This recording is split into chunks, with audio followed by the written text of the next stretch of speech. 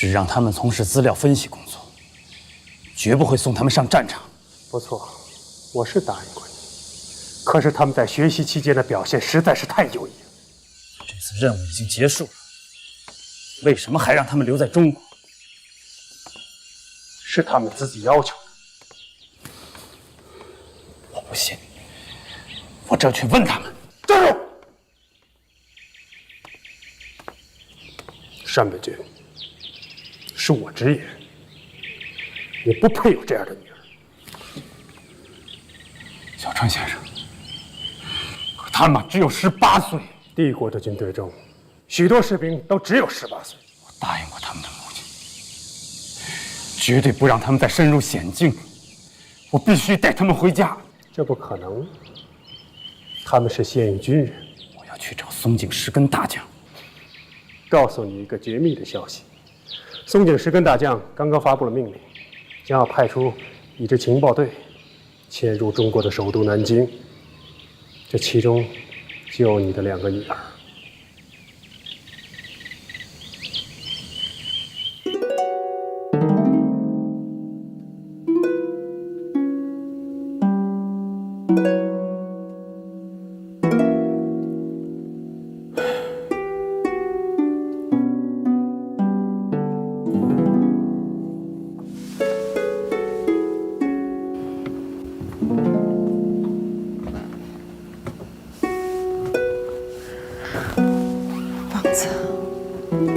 惠子，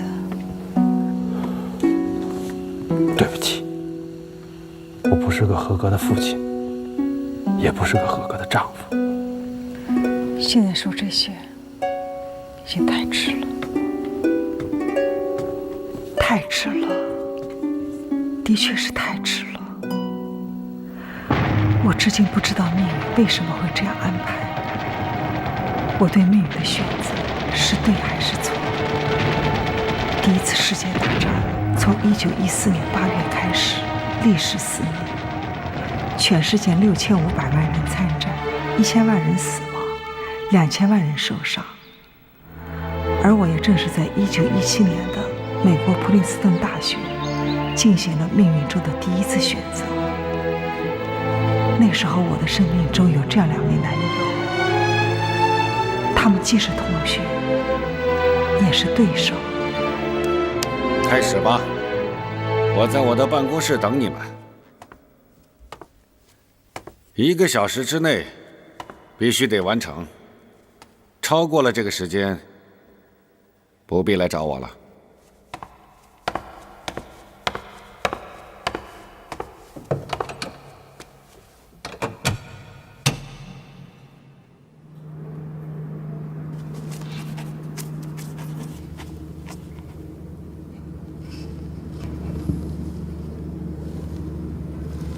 怎么了，文兄？你觉得我们这次谁先能完成？当然是我。那好，老规矩，赌一次。可以。这次赌什么？青田秀。你说什么？我要和你赌青田秀。我不明白你什么意思。我要和他结婚。这我知道。可他喜欢的人是你。这我不敢肯定。不过，如果真是这样，我也要和他结婚。山本君，先答题吧，时间不多了。文兄，我的时间也不多了。毕业以后我要回日本，要和青田秀一起回日本。可他说他不想回日本啊。只要你放手，他会跟我走的。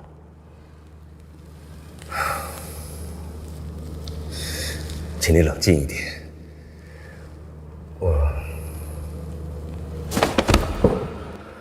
山本兄，你这是干什么？快起来！文兄，我从10岁起就爱上了他。为了和他在一起，我借了很多的钱才能来到美国的。不要再说了，这我都知道。快起来吧。那你为什么还要跟我抢？我们是朋友，好朋友。一起住了4年的好兄弟。商凡君，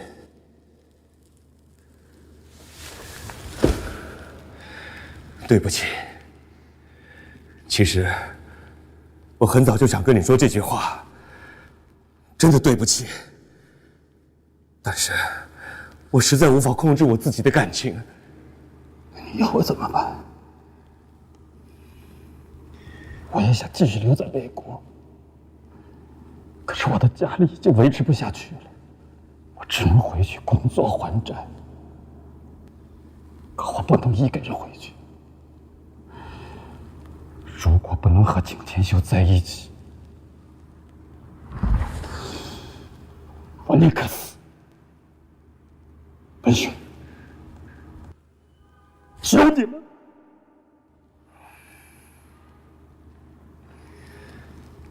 那好吧，山本兄，我答应你，如果这次我输了，我绝不再见青田秀。真的，谢谢你，谢谢你。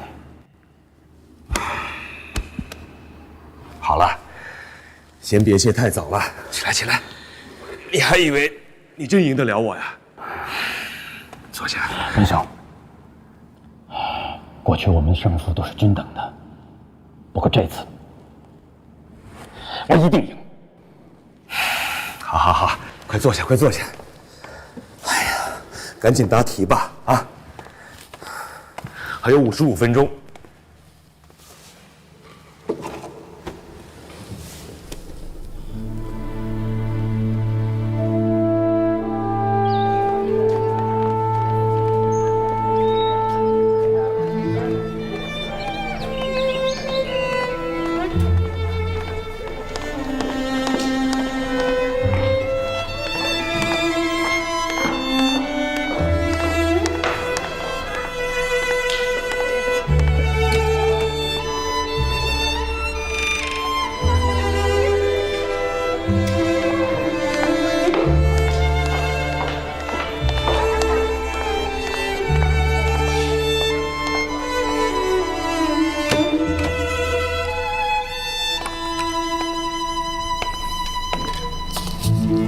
一位小姐交给您的，非常漂亮的小姐。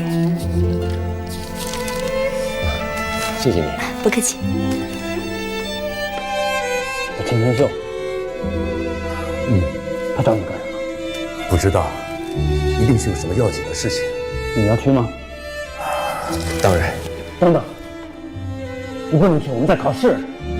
我很快就回来。我有约定，如果你输了，我知道，如果我输了，这将是我最后一次和他见面。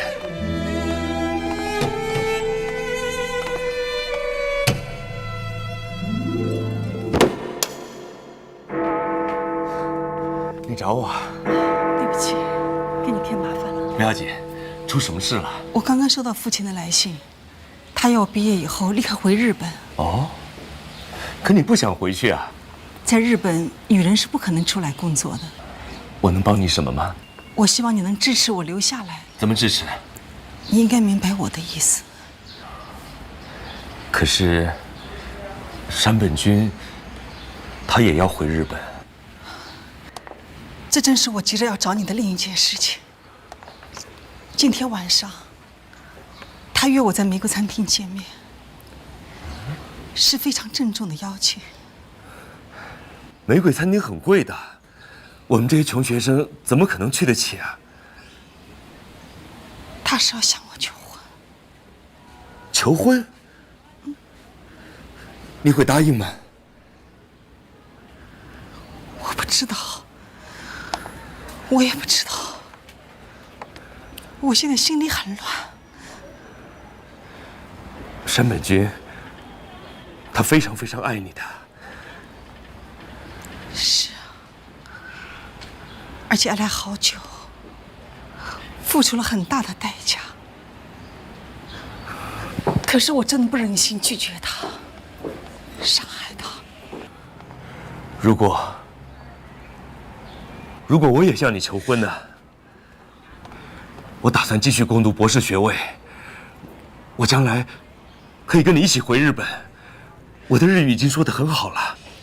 你知道我是喜欢你的，可是我真的不知道该怎么拒绝他。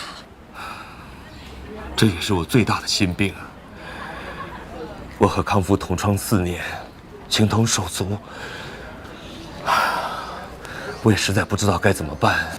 都是我不好，我不应该把这道难题推给你。不，从我爱上你的第一天起，我就为你自己出了这道难题。你知道吗？这是你第一次对我说出你爱我。是的，我爱你，我非常非常的爱你。把这道难题交给我吧。你要怎么做？我不知道，不过总会有办法的。好了，不要再为这件事情为难了。你们是好兄弟，你说过，你们中国人是最讲兄弟情谊的。去忙吧，我会再来找你的。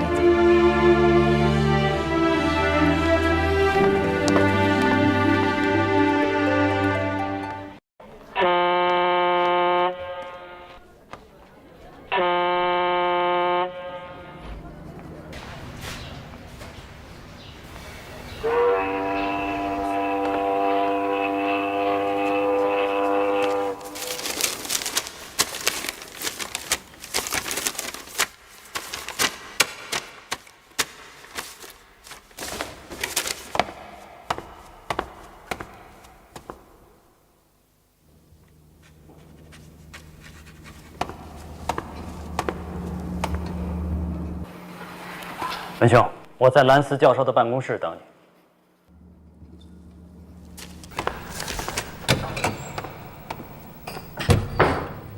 兰斯教授，完成了？是的。让我看看。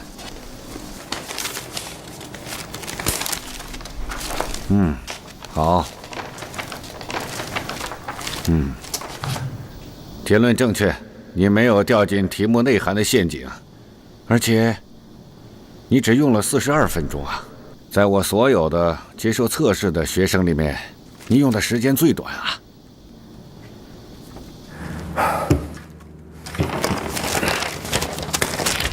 兰斯教授，我认为是可行的。哦。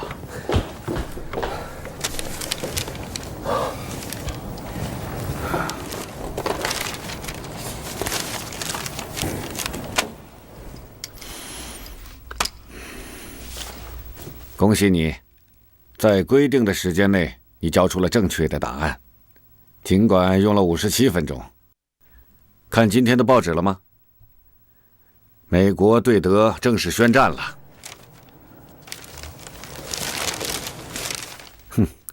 这是个很有意思的巧合。这个房间里的3个人，一个美国人，一个中国人，一个日本人，在这场涉及整个世界的大战中，都属于同一个阵营。中国和日本虽然是盟国，可日本却利用这场战争占领了我们的青岛。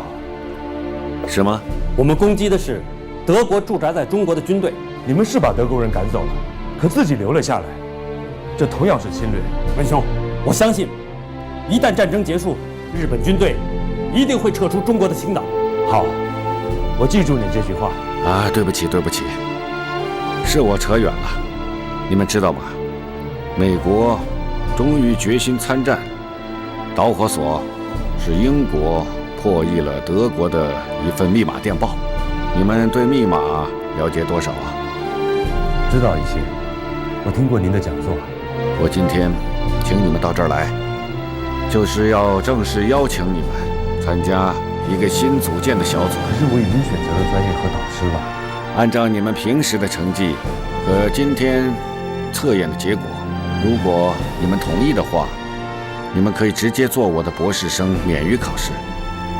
真的啊？明天就可以办理正式的手续。对不起，我不能同意。这个学科受到军方的重视和资助，每一个学生都将享受全额奖学金和特殊的津贴。可我的理想是做个数学家。我也是个数学家，但是在密码的世界里，我发现了一个更大的乐趣。这个可以理解为是一个数学家和另一个数学家的较量和决斗。我认为这比单纯的数学研究更刺激，更有挑战性。但是有一点，也是最重要的一点，密码对于一个国家的政治和军事上的安全，正起着越来越重要的作用。不管你是数学家，还是天文学家，但你首先是一个国家的公民。冷死教授，科学无国界。不错，但是每个科学家都有自己的祖国，都应该关心祖国的安全和强大。莱斯教授，我需要时间考虑。应该的，但是要快。如果你们拒绝的话，我要考虑其他人选。我明白，我明天给您答复。很好，那我就明天下午这个时间在这里等你们。但是如果你们没来，我会很惋惜，我会非常非常惋惜。我觉得兰斯教授说的很有道理。我的祖国现在需要的正是这种安全和强大。可话说回来，强大和安全本来就是一回事。国家强大了，自然没人敢欺负你。难道强大了就很安全吗？德国也很强大，但他强大了就欺负人，结果触犯了众怒，连美国都参战了。你说，难道德国现在安全吗？你说的很有道理，但愿日本不要重犯德国同样的错误。坦白说，我是日本公民，但我讨厌一切战争，讨厌一切和战争有关的事情。我也很想说这种话，但有一个前提，就是我的祖国不再受任何人欺负，包括日本。文兄，你操心的事情太远也太多了。如果我是你，眼下最关心的应该是如何履行自己的诺言。是，我承认我输了。也就是说，从现在起，你不能再见青田秀了。当然了，我们的约定只是一个私下的赌注，没有任何约束力。你可以装作什么事情都没有发生，除了失去我的尊重。其实我的尊重又算得了什么？毕业以后我就回国，一个人默默地离开，今生今世不再见面。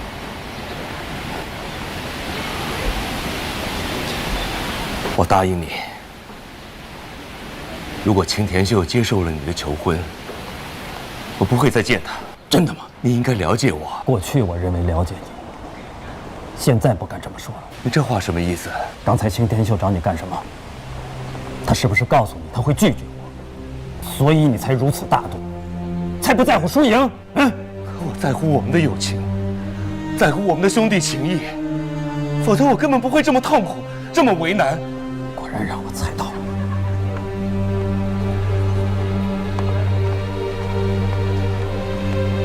康夫，不，你没有猜对。最痛苦、最为难的是他，是青田秀。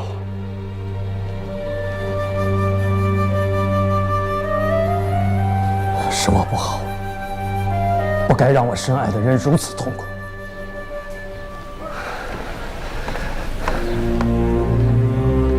康夫，我们换个地方谈谈，总会有办法的。不必了，现在说什么都太晚了。该来的就让他来吧。还有3个小时，决定我命运的时刻就到了。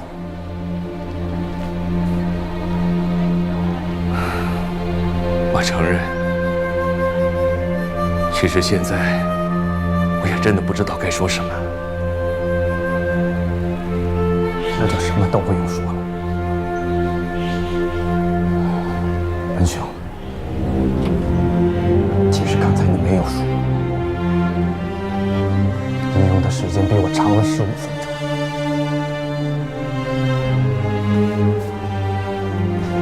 可是你中间出去了17分钟。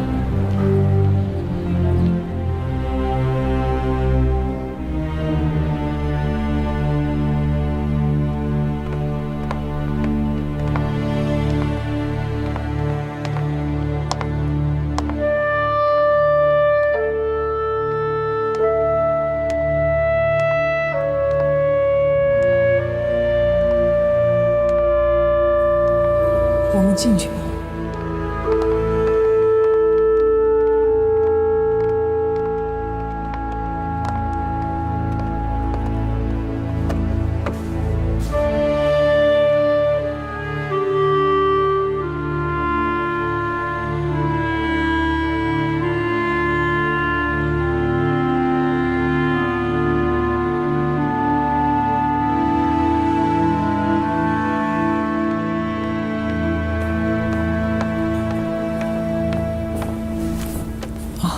对不起，我们等会儿再点。啊，我要1瓶红酒。我们喝不了1瓶的。我想喝。请要1瓶红酒。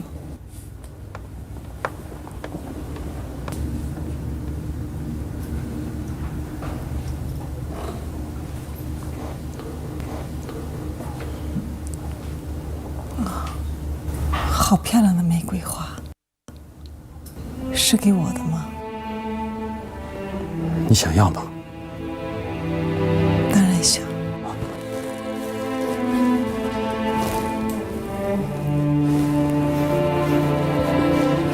好美，谢谢。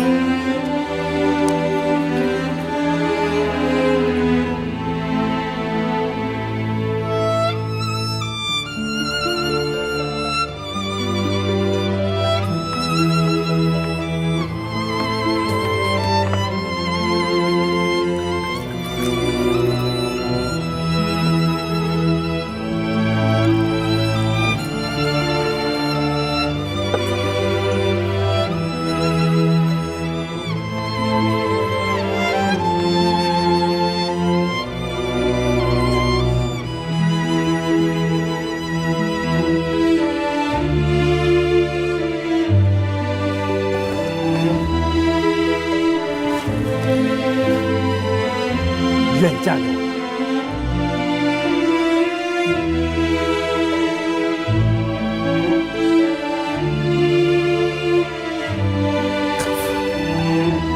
嫁给我吧，我们回日本就结婚。可是我不想回日本。没关系，你去哪我都跟你去，我会爱你一辈子，照顾你一辈子的。这是我完全没有想到的局面。整个餐厅里的空气都凝固了，所有的声音都在一瞬间消失了，所有的目光都注视着我们俩。我们被包围了，在精神上和肉体上都无处可藏，无路可逃。窗外是望眼欲穿的文维郡，面前是在希望和绝望里挣扎的山本康夫。我该怎么办？脑子里是一片空白。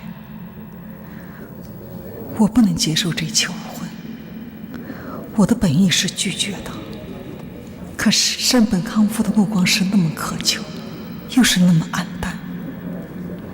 如果我在这种情况下拒绝他，他会怎么办？我可以肯定他会当场崩溃，他会去死。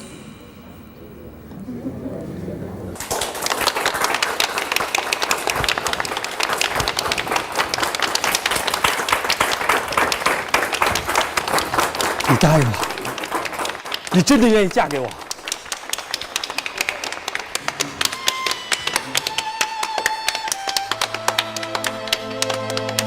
谢谢，谢谢。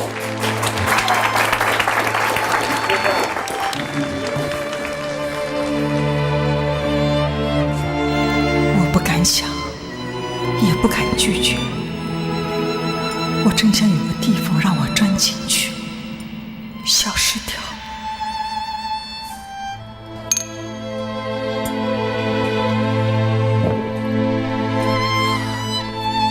倒酒。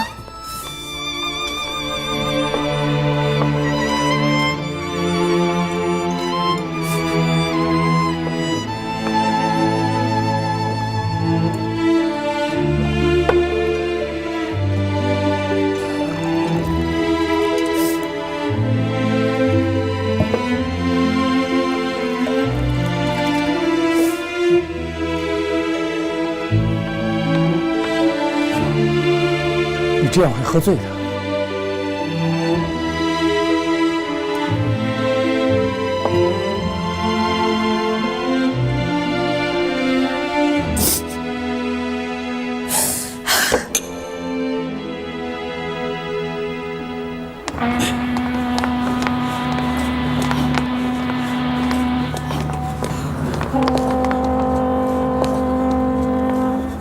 慢点。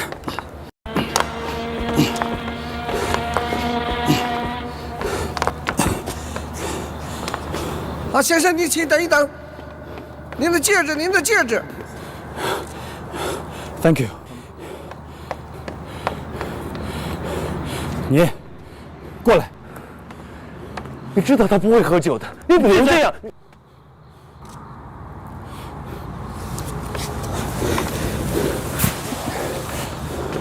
你送他回家。我？为什么？从现在起，他是你的了。你什么意思啊？他不是接受你的求婚了吗？可他一直在哭，他还把戒指忘在了桌子上。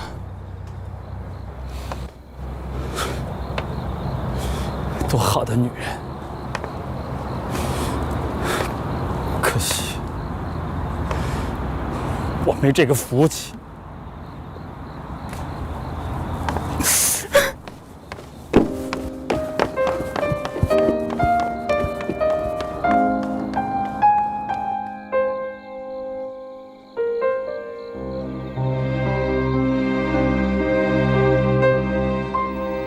这是我第一次感受出什么是醉生梦死。康夫绝望了。当天晚上，他把自己锁在屋子里，一言不发，谁也不开门。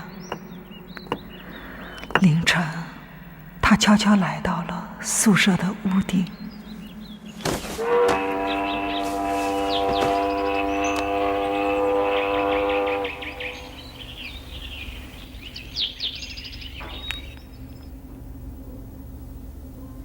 文兄，好好照顾青田秀。我不怪你，你也不要骂我脆弱。我在同一天失去了深爱的人和唯一的朋友。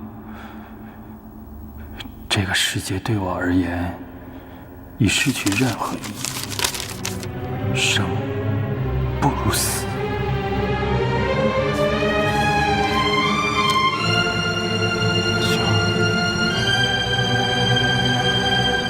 来世再见。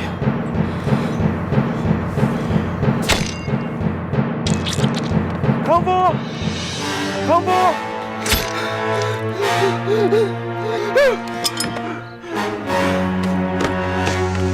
康夫，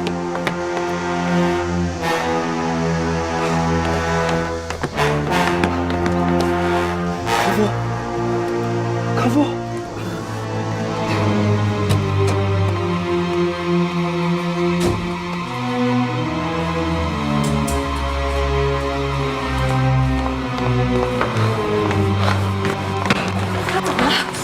告诉我他怎么了？他想自杀，用刀刺进了自己的腹部。自杀？都是我害了他，我害他要过去。你不要着急，医生正在抢救他。那怎么样呢？大夫，他怎么样？伤口虽然很深，但没有刺中要害器官，只是把肠子刺穿了。但是他流血很多，需要恢复很长时间。啊！面对这样的局面，我不可能还有其他的选择。我在内心谴责自己，突然觉得自己自私透顶，是个残酷的人。我已经无法再顾及文维俊的感受了。是麻药的作用。虽然他是我随时都有可能唯一真爱过的人。你已经做了几个小时了，回去休息一下吧，我来陪他。不。从现在起，我一步也不会再离开他了。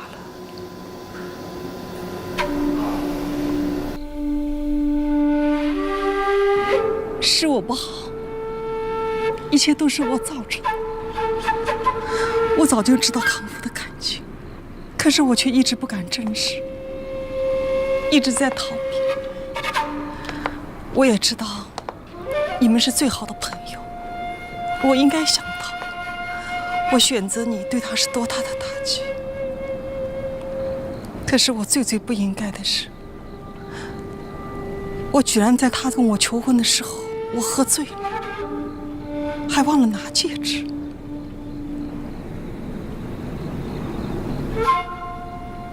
我对他太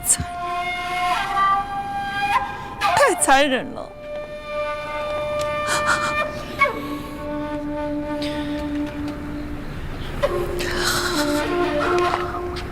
我是个自私的坏女人，我不该接受你的感情，我应该受到惩罚。不，要接受惩罚的应该是我，是我不配拥有你的感情。不，你不要这么说。我承认，我现在依然非常的爱你，可是我实在是无法想象，我怎么和你生活在一起。康复它就像一个十字架，会永远搁在我们中间，永远压得我喘不过气。我知道，我也是这么想的。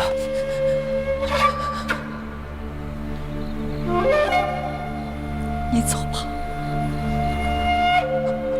我欠康复的太多，我只能用一生来偿还。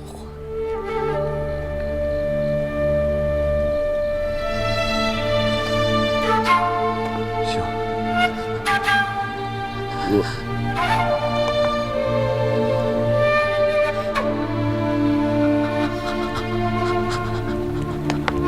我已经决定了，等他养好伤，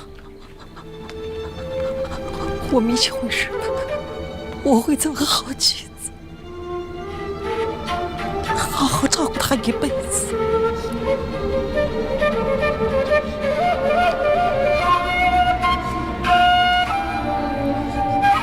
如果这就是你最终的选择，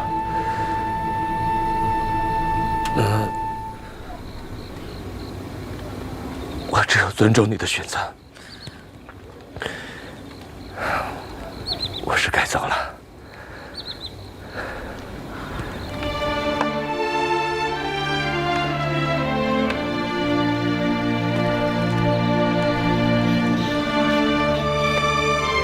委屈。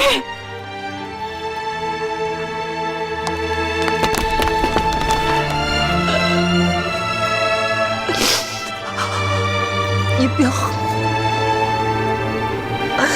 不要恨我，我真的是别无选择。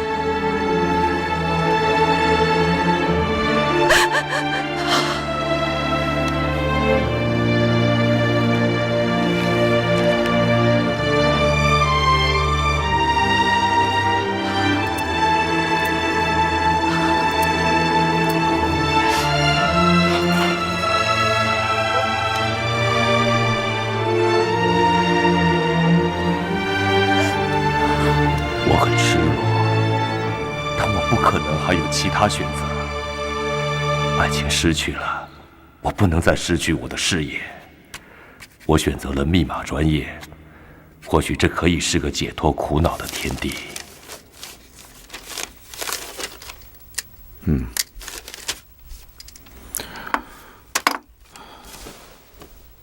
祝贺你，成为我们研究小组的第1名成员。谢谢你，兰斯教授。可惜我最好的朋友不能跟我在一起。是很可惜。根据我的观察，他的解题的思路很大胆，有想象力，本来就可以成为一个非常出色的密码编制专家的。那我呢？你们俩在很多方面都是很相像的，但是你比他更细心，你的思路更严密，思维更敏捷。谢谢教授。啊，你不要高兴得太早了，我们要进入的是一个完全陌生、神秘莫测的世界。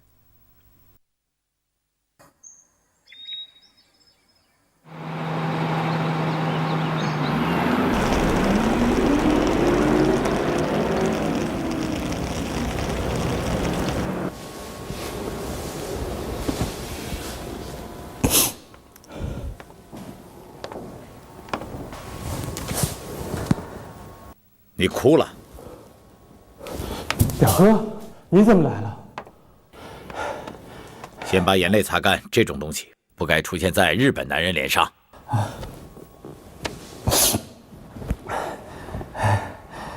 表哥，真的是你吗？我不是在做梦吧？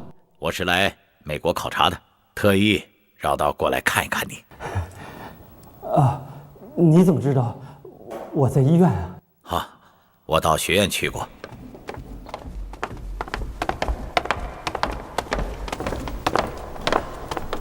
这几步路就走不动了。没关系，前面就是我的教室，表哥。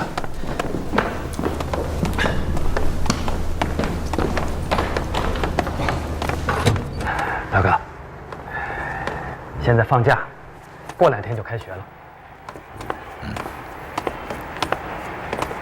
我记得你曾跟我说过，你是你们班上最好的学生。是最好的学生之一吧？那你为什么不继续深造了呢？我家里的情况你是知道的。我的态度你也知道。4年前我就说过了，家里边的事情有我，用不着你来操心。哥，我现在已经大学毕业了，我可以工作，我也可以照顾家里了。康福，我费了这么大力气帮你出国，不是为了给日本增加一名普通的中学数学教员，更不是要成全一个没有骨气的青种。对不起，表哥，我让你失望了。知道错了就要改。我现在是要你重新考虑一下你的前途。这不可能，我现在什么都不想了，只想远远的离开这里。真是耻辱！表哥，你竟然会为了一个女人就要结束你自己的生命，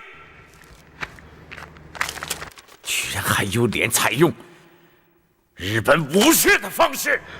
这封信为什么会在你手里？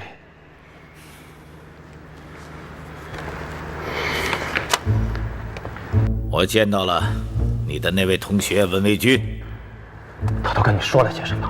他希望我能劝说你留下，能够和他一起攻读密码专业。这不可能，我已经当面拒绝了兰斯教授。文卫军他对我说，兰斯教授对你评价是很高的，如果你改变主意，他负责劝说教授破例录取。表哥，我对密码毫无兴趣，更不想跟文卫军再有任何联系。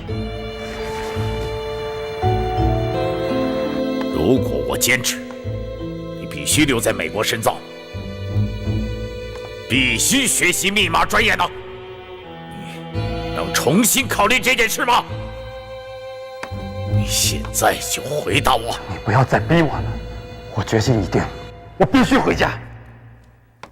你给我听好了，我的决心也已经定了，大日本帝国现在最急需的就是自己的密码专家。我要连夜赶回华盛顿，向海军部长报告。报告一旦被批准，而且肯定会被批准的，你将成为国家派遣的留学生，并且得到军部的大力资助。所有的这一切，你该明白，对你和你的全家意味着什么。知道青田秀为什么不喜欢你吗？青田秀的父亲青田直是日本著名的议员，他出版的报纸在日本也非常有名。以你现在的身份和现在的地位，你凭什么和人家联姻呢？如果你能够成为密码学博士，你将成为帝国最宝贵的财富，成为山本家的骄傲。青田秀能成为你的妻子，那将是他的荣幸。真的会这样吗？我给你1夜的时间，好好的考虑。明天上午我将赶回来，一起去见兰斯教授。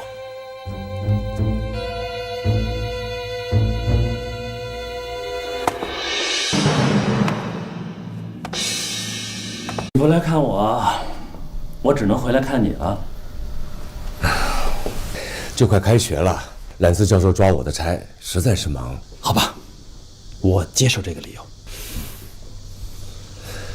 见过你表哥了？见过了。他说服你了吗？你希望他说服我吗？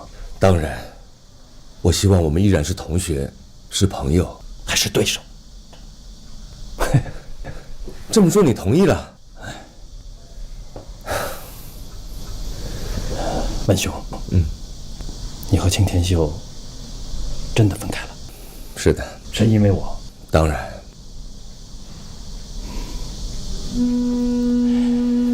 如果我选择留下，我会再次向他求婚。这一次，他肯定会答应。那你还希望我留下吗？是的。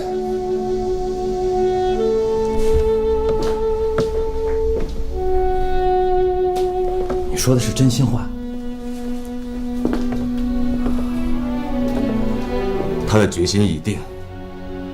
如果你回日本，他一定会跟你走。如果你决定留下，那至少几年之内，我还能看见他。说实话，我很难理解你的做法。如果你爱一个女人，你就应该去。不管对什么人，我都会尊重对方的选择。如果是我就会独自一个人回日本。既然我选择留下，我就一定要和他在一起，即使他心里爱的是你。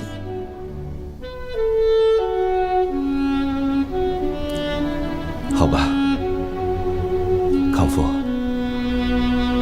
那我祝你幸福。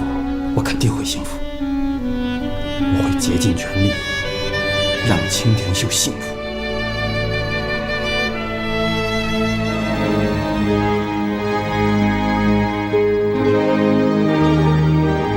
在山本56的影响下，康夫就这样留在美国，并选择了密码专业。我们很快就结了婚。文维俊作为我们最好的朋友，伴随在我们身边。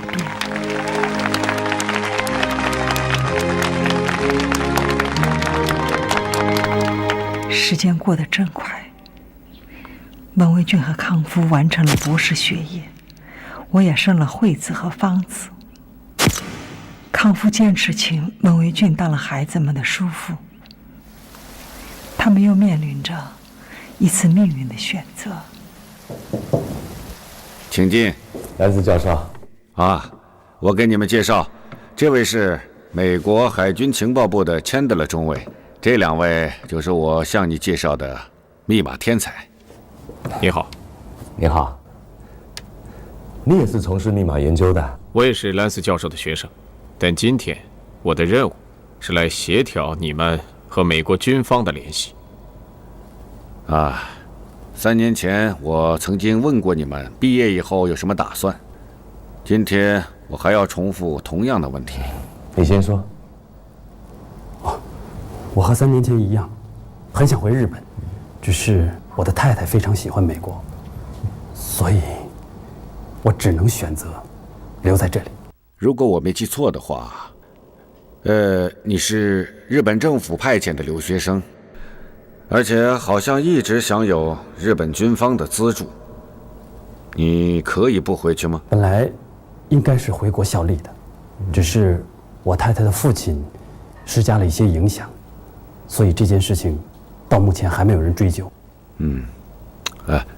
你呢？我也很想回国效力，可是我托人打听过了，中国国内一直在打内战，根本没有密码研究机构。那如果我今天邀请你们加入我的研究所，你们会考虑吗？据我所知，美国的密码研究机构均是由军方资助，研究人员必须加入美国国籍。加入美国国籍不好吗？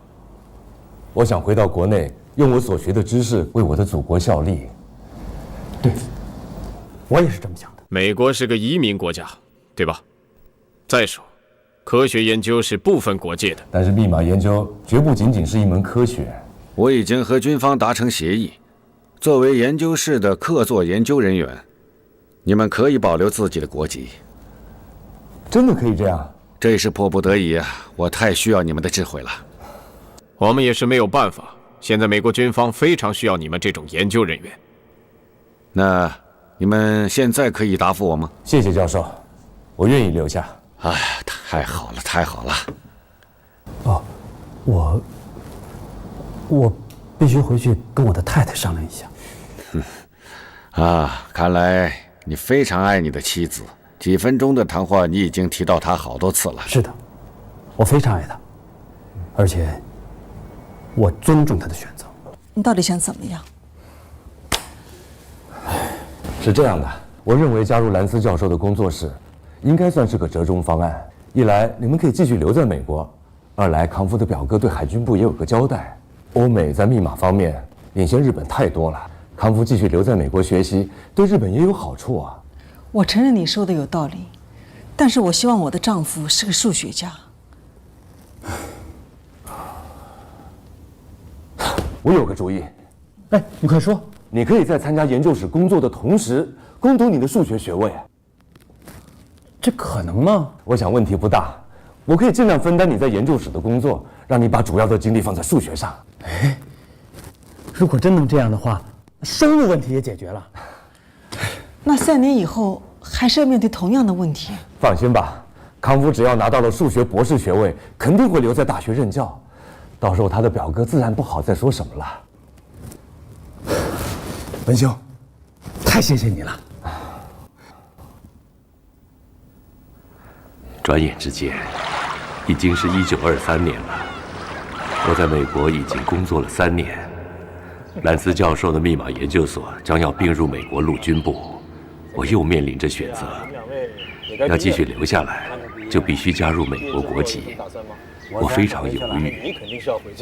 这年夏天，我在普林斯顿大学碰到了几位新朋友，他们带给我许多新的信息。对，对不起，请问各位是从中国来的吗？是啊，是啊。你们好，我是普林斯顿大学的博士生，我叫文维军。你好，我是西点军校4年级的林中强，这是我同学毛祖和。你好，你好，我叫陈克，医学博士。你好，来，坐。请问你们是到这儿来有事吗？我们是学校要毕业了，出来四处走走。文兄学的是什么专业？我学的是密码专业，就是拍电报用的密码。是的。这个东西也要博士来研究啊。你可能不知道，密码的编制和密码的破译正在形成一门越来越复杂的学问。据我所知啊，现在世界上军事强国都在加强对密码的研究。是的，可惜中国现在还没有。如果你回去了，不就有了吗？是啊，可是我听说国内还在军阀混战。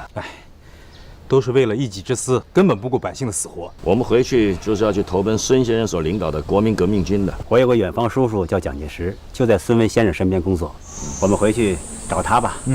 是啊，文兄，不如跟咱们一块儿回去。中国一定会拥有一支最强大的军队，也应该拥有最高水准的密码这我得想想。我离开中国的时间太长了，对国内的一切也太陌生了。文兄，康夫，可找到你了。我表哥来了，他急着见你呢。你来的正好，我给你介绍几位朋友。慢慢吃，趁热吃吧。小心他。你跟表哥谈了吗？还没有。要不我去跟他说好了。不，还是等吃完饭以后我跟他说吧。好。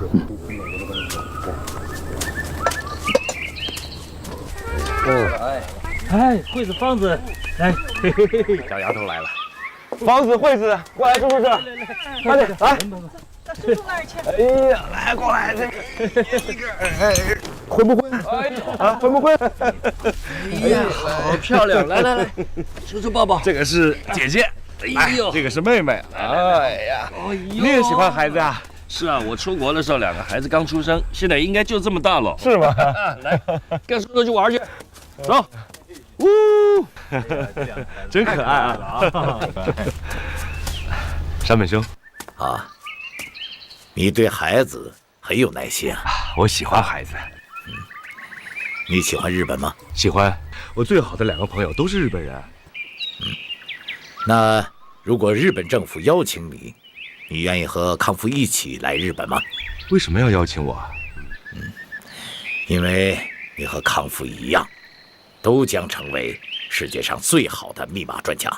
你们将享有最好的接待，拥有最好的工作环境和工作条件。对不起，这对我太突然了。没关系，你可以慢慢考虑。这份邀请将对你永远有效。谢谢你。康夫知道吗？这是我要跟你商量的另外一件事。我们去屋里谈。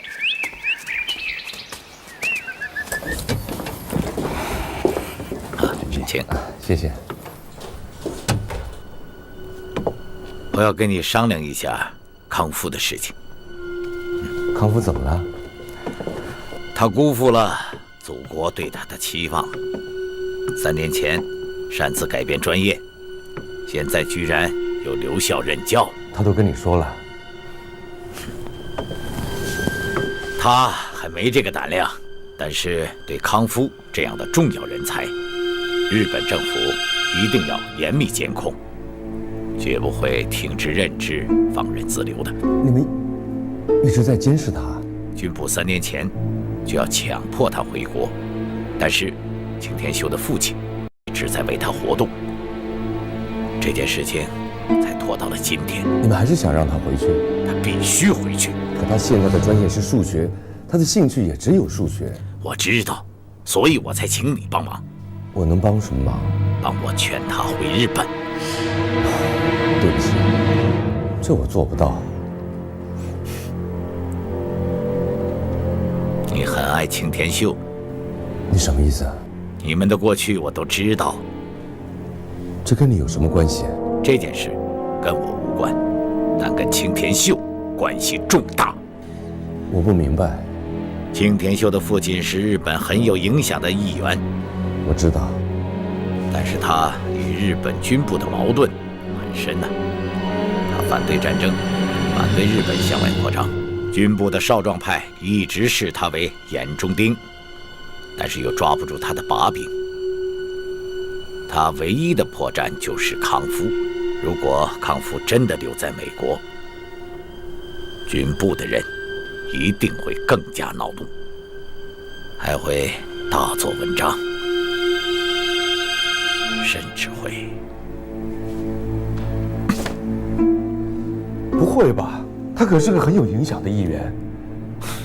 我是个职业军人，不喜欢鸡鸣狗盗的，但我深知日本情报部门办事的风格。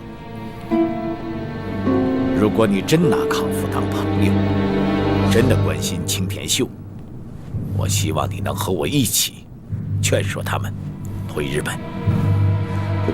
我可以劝说军部的人做一些让步。如果康夫坚决不肯去情报部门，可以先去东京大学数学系。真的能这样啊？只要康夫回到日本，在大学教书，那也是为国效力，那军部的人就没有办法了。这些话，你为什么要对我说？你可以直接跟康夫说呀。我刚才跟你说的这些话，千万不要告诉康夫。为什么？康夫一定会告诉青田秀。青田秀的脾气和观点跟他的父亲一样，绝不肯妥协和让步，势必长久留在美国。如果青田秀知道他的父亲有危险，他应该会让步的。你错了，如果让他们知道真相，他们一定会在报纸上披露此事的，酿成更大的风波。但是这样做的结果只会更加严重。我明白你的意思，可是我怎么可能劝他们回国呢？这就是我来找你谈的目的。你将接到东京帝国大学的邀请，前往日本考察，全部费用当然由日本政府支付。与此同时，我希望你能劝说康夫跟你一同前往。康夫会答应吗？肯定会的。其实康夫一直很想去日本，关键是青田秀。但只要你去，青田秀也一定会去的。为什么？这还用我说吗？这个女人虽然她嫁给了我的表弟，但她的心一直留在你的身上。如果你真爱这个女人，你应该知道该怎么做。那我试试看。不要紧，你还有3天的时间。表哥，文君，你们在这儿干嘛呢？啊，随便聊聊。晚饭好了，出去吃饭吧。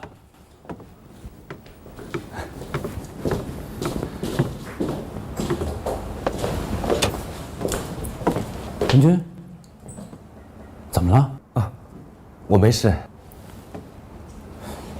不对，我表哥跟你说什么了？没说什么。啊，真的没说什么。真的？真的。那走，吃饭去。啊。来，欢迎远道而来的表哥，还有新认识的朋友们。我到美国9年了，我最好的朋友就是中国的文兄，所以我很喜欢中国，也非常熟悉中国。来，哎。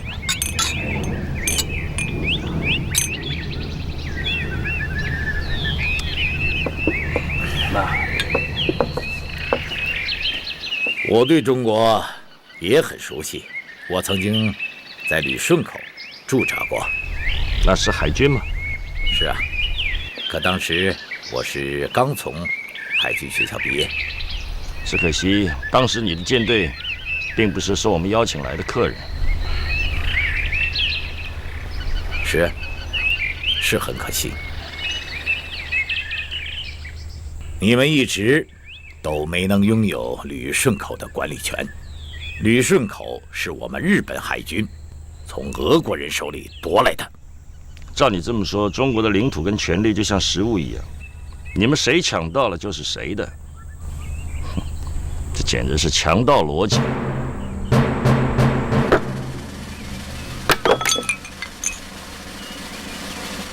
年轻人，国家的尊严不能用嘴来维护它，要靠实力维护。更像强盗逻辑，甚至连强盗都不如。这根本就是弱肉强食野兽逻辑。表哥，尝尝烤肉吧。好，我尝尝。不错，啊，真的不错。那大家都尝尝吧，这是我太太刚刚学的手艺。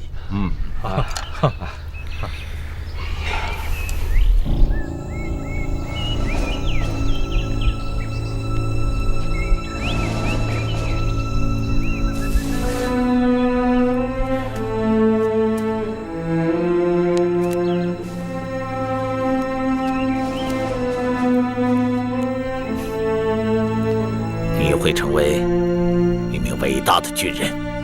谢谢。中国的军队里，如果能有100个像你这样的将领，那我将尽量避免和你们成为对手。谢谢。我对你所知也不多，但是我的直觉告诉我，你也是名纯粹的军人，将会成为一名最可怕的对手。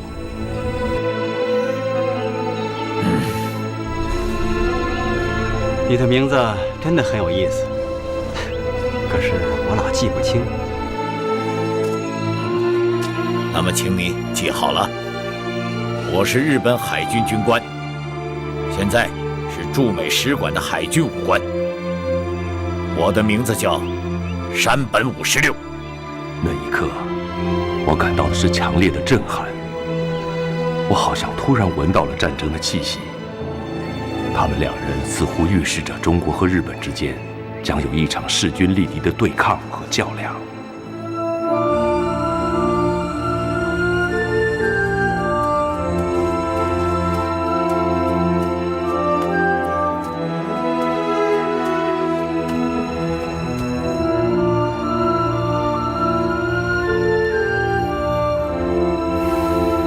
怎么，中强兄也睡不着？你怎么知道是我呀？要是别人，早就开口说话了。你呀，善于观察。可是我越观察，越觉得你是个谜。为什么？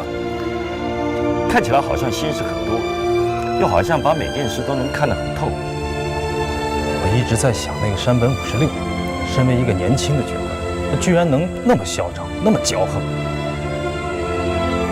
这跟日本的实力是分不开的。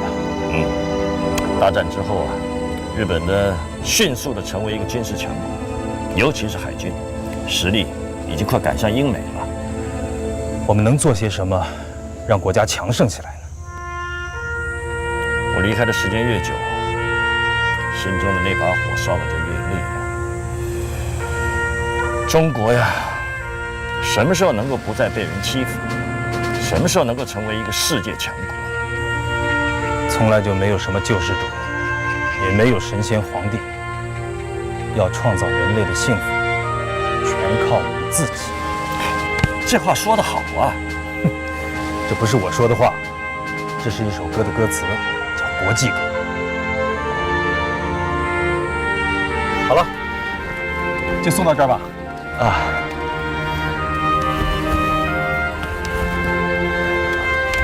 魏军长会，这是我们3个在国内的弟弟。啊，你回国之后一定要来找我们。一定，你们多保重。好，再见。再见。请进。你好，这是你的邮件。请签收。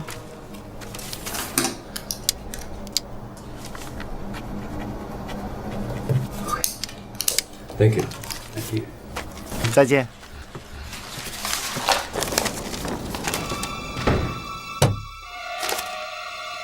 文维居先生，按照约定，将东京帝国大学的邀请信寄上。如果同意成行，请到华盛顿日本使馆找我，我会为你安排一切。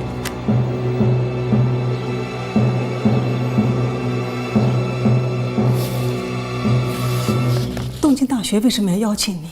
你们还有联系吗？算是有吧。东京大学对密码专业也很感兴趣，我们有过一些交流。他们让你去做什么？先是开办一些讲座，就像兰斯教授当初做的那样。如果他们决心开办密码专业，会邀请我做客座教授。那你打算去吗？我并不想去。为什么？我不能离开你太长时间，那样我会受不了的。那如果我们和你一起回日本呢？我希望你能慎重考虑。用不着考虑，其实你我留在美国的共同原因，就是因为不想分开。就让我们一起回日本吧。那康夫呢？他会答应吗？你放心吧，他一定会比我们俩更高兴的。说实在话，我心里十分矛盾，但看到青田秀师那么高兴，我又释然了。希望这样能使他们一家摆脱日本军部的威胁，过得更安稳、更平和。这是我美好的愿望。康夫的表哥山本56亲自来码头接我们，汽车在美丽的原野上开过，花香扑面而来。青田秀的家是个幽静的大院子，透出一种日本显赫家族特有的祥和气氛。看到他们有这样一个家，我越发觉得他们该回日本，该在这里稳定的生活。我觉得自己做了件大好事。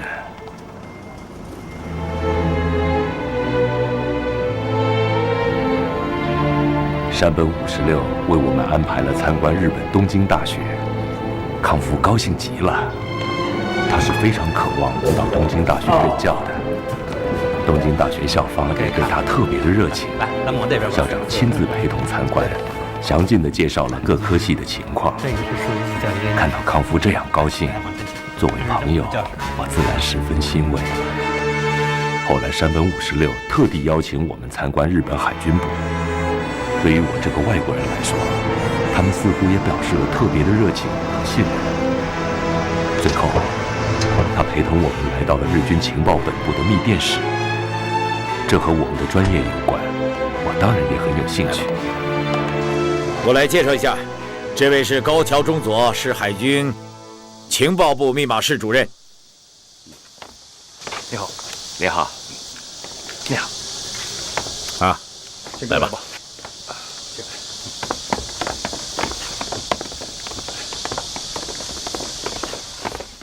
监听课的任务是监听相关国家的电文，如果有新的发现，这段电文就要送给破译科。哎，这是你最擅长的，是吗？为什么？啊，兰斯教授经常把我跟康夫编在一组，他设置陷阱，我来破解。那胜负如何？互有胜负吧。得了，文兄客气了。我设置的题目啊，没有一道能难倒他的。那是因为每次设计都需要极高的想象力，换了我根本想不出那么多的陷阱来。那就请文先生进来看一看。啊，好的。请。谢谢。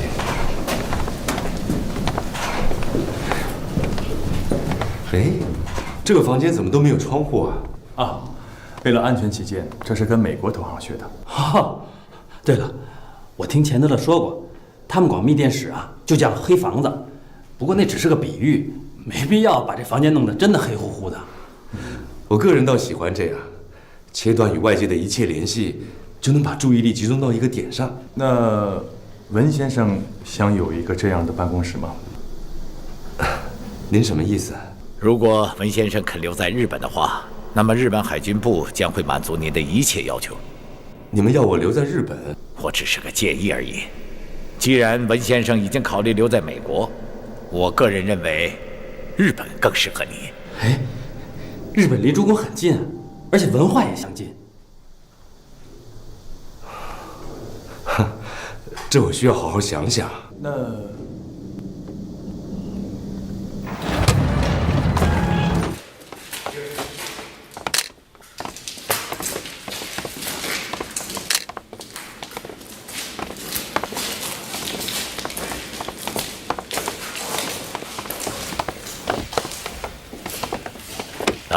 这边请。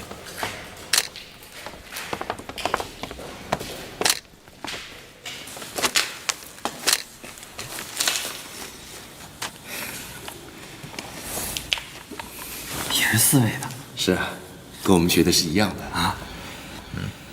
来，去那边看看啊。请。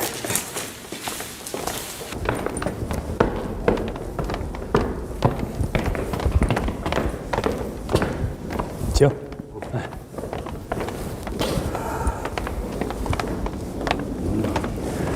这里就是密电科负责人的办公室。山本康夫先生，您觉得怎么样？不错，这个办公室已经空置2年了，正在等它的主人呢。表哥，你答应过我，可以继续研究数学的。我现在也没有强迫你啊，和文先生一样，这只是一个提议，只是一个永远有效的提议。即便我留下来，我要去东京大学数学系。我说你现在不必这么紧张嘛，这只是一次普通的参观而已嘛，啊？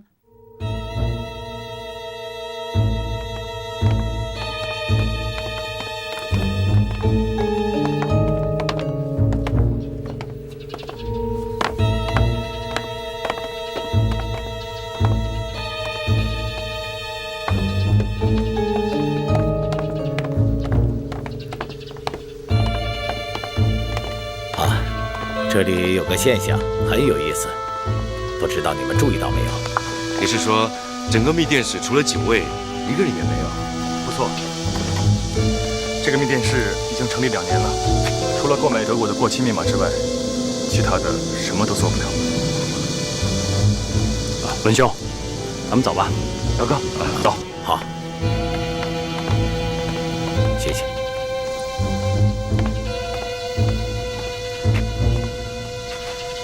眼前的祥和氛围掩盖不了残酷的现实。我觉得不能再待在这儿了。正在这时，青田秀请我到他家里啊，我预感到这将是一场重要的谈话。带孩子们出去了。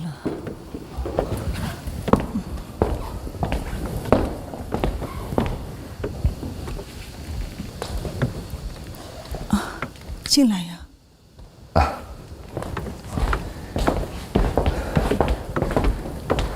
找我什么事啊？你会考虑留在日本吗？我还没想好。康夫想留下，东京大学已经正式邀请他担任数学系教授了。这是在意料中的事情。凭康夫的水平，就是欧洲大学也会邀请他的。可是有件事我一直不明白。什么事？我们这次回来是东京大学向你发出了邀请。可回来以后，似乎对你很冷淡，对康夫倒是很热情。啊，这很正常。康夫是数学家，我只是个密码学的研究者。那他们为什么要请你呢？你有事瞒着我。山本56求我帮忙，为了让你们回日本。他透过外交渠道给我发出了邀请，那我就更不明白了。我和康夫回来，为什么要先请你？你跟我的事，日本军方知道的很清楚。我们什么事？你跟我们过去的感情，还有现在的感情，我不知道为什么，他们都知道的非常清楚。我明白了，他们知道我不愿意回日本，也知道我舍不得离开你，所以才用你来做诱饵，吸引我回来。是的，其实我早就想告诉你了，可是康夫的表哥警告我，这件事可能会危及你父亲的安全，因为他一直反战，反对军方的扩张政策。除了你父亲，我也担心你的安全。这件事，康夫知道吗？不知道。对不起，我不该欺骗你的。你是不该骗我，不过你也是为了我好。如果你想回去，我跟你一起回美国。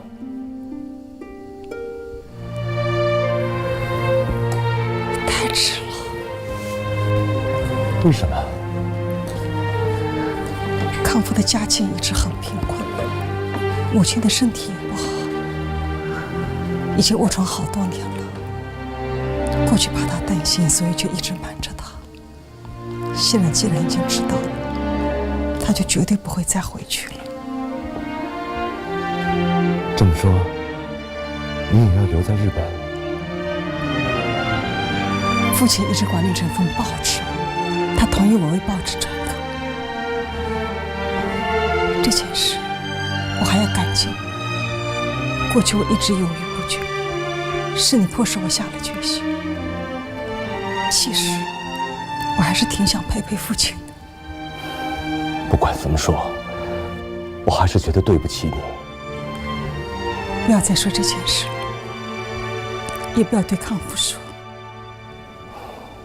我明白。温先生，对我的提议，您考虑的怎么样了？啊，我要回中国。那您回中国能干什么呢？总会有可干的事吧。我相信中国不会永远这么战乱下去，永远贫弱下去。可要多长时间呢？10年、20年？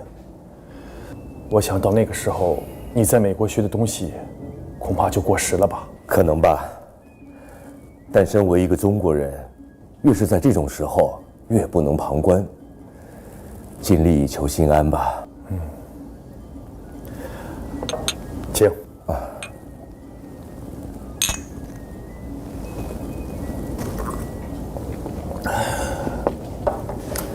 温先生，您在密码学研究方面造诣很深，就这样放弃，实在可惜啊！我不是放弃，我是在等待一个时机。要不这样，你先留在日本，等中国有条件了，你再回去。谢谢你的好意，高桥先生。我考虑了很久，我已经决定了。哦，那这是你最后的决定？是的，我船票都已经订好了。对不起，没有我们的同意，你不能离开日本。为什么？因为你参观过我们海军的情报部和密码室，也就是说，根据日本帝国的保密守则，我们不可能就这样放你走。不是我要去参观的，是你们邀请我的。我们同样也要求你留下。那你们想怎么办？要扣留我？啊，不，温先生，严重了，你是我们请来的客人，我们怎么会扣留呢？但您要离开日本，就必须要通过相关部门的安全检查，所以，请理解我们。什么检查？具体的检查内容我不太清楚。如果您执意要回到中国，那明天到海军部，那里会有人接待您的。如果我不去呢？对不起，没有我们出具的证明，您上不了船。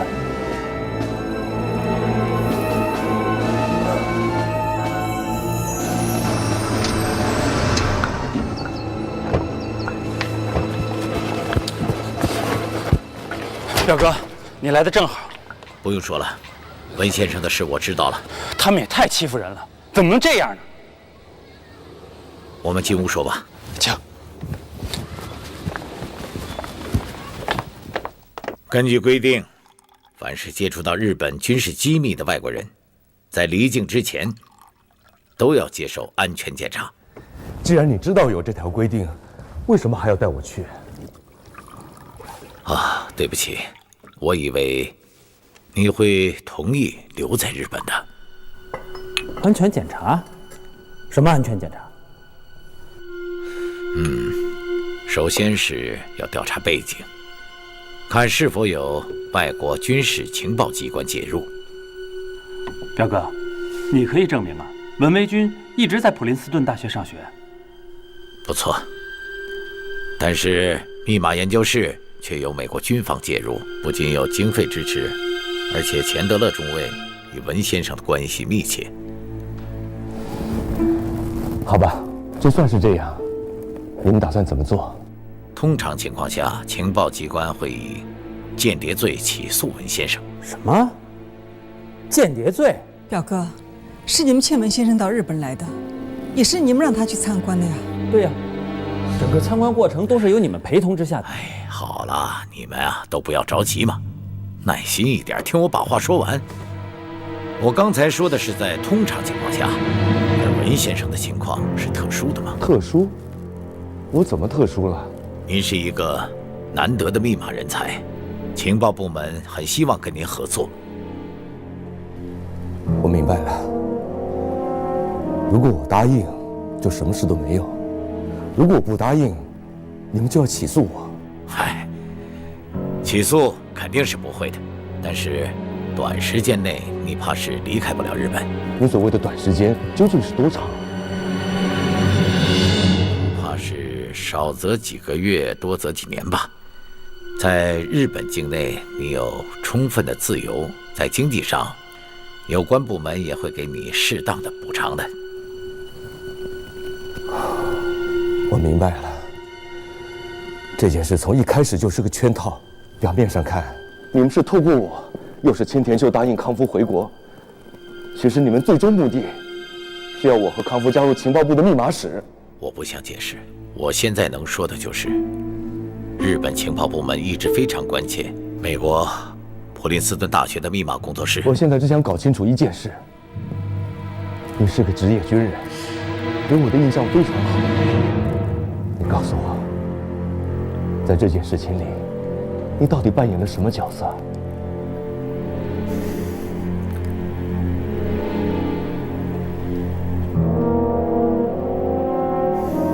不错，我是个职业军人，我也不喜欢情报部门的做法，但是军人最终的目标是胜利，只要能够获胜，我可以采用任何手段。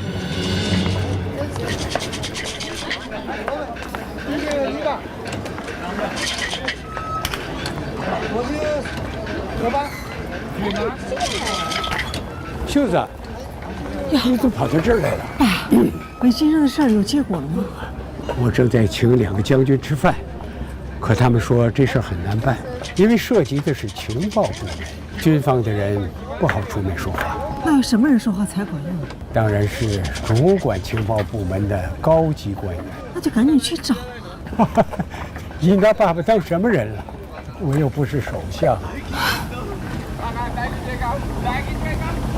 爸，认识首相吗？你和加藤首相年轻的时候就是朋友，我们去见加藤首相。爸，就算是我求你了。我是反对派议员，而且我从来没有为私人的事求过人。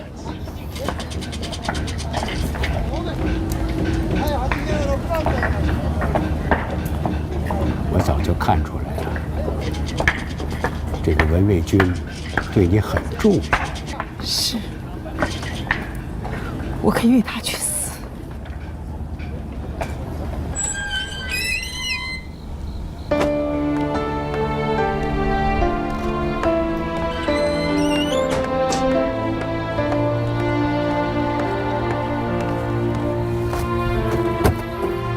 爸，见到首相了吗？